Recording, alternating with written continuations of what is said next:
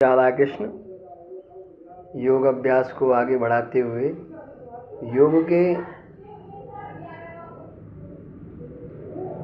माध्यम पर कुछ चर्चाएं करेंगे जो कि योग मार्ग में काम आने वाली और हमें गोविंद से, मेरे ईश्वर श्री कृष्ण के संबंध को एक मजबूत संबंध बनाने के लिए, उस कड़ी में जोड़ने के लिए कुछ योग पर चर्चा करते हैं जो कि इंसान जीवन में बहुत ही परम आवश्यक है।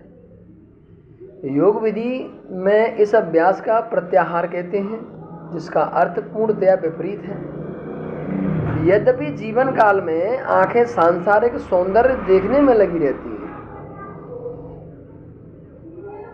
परंतु मनुष्य का मृत्यु काल में इंद्रियों को उनके विषयों से हटाकर आंतरिक सौंदर्य देखना होता है। इसी प्रकार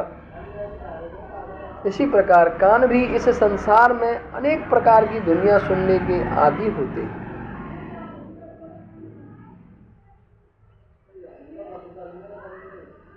परंतु मृत्यु के समय मनुष्य को अंदर से एक परम शब्द ओंकार को सुनना होता है।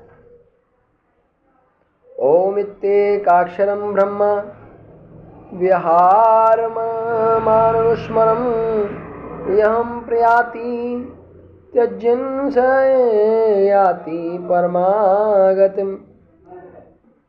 इस योगाभ्यास में स्थित होकर तथा अक्षरों के परम संयोग अर्थात ओंकार का उच्चारण करते हुए यदि कोई पूर्ण पुरुषोत्तम भगवान का चिंतन करता है और अपने शरीर का त्याग करता है, तो वह निश्चित रूप से आध्यात्मिक लोकों को जाता है। श्रीमद् भगवद गीता के 8वें अध्याय के 13वें श्लोक में इसका वर्णन है।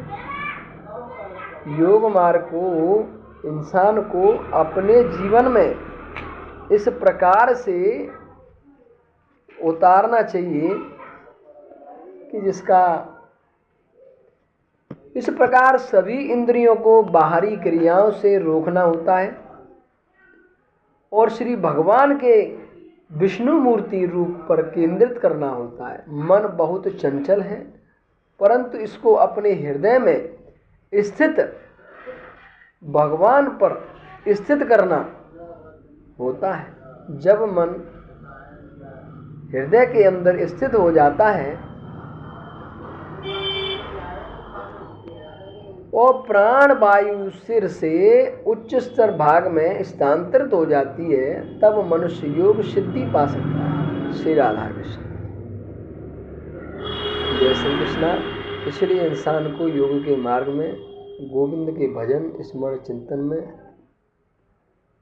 प्रत्येक क्षण निरंतर चिंतन करना चाहिए और ईश्वर का ध्यान करना चाहिए। जय श्री राधा कृष्ण।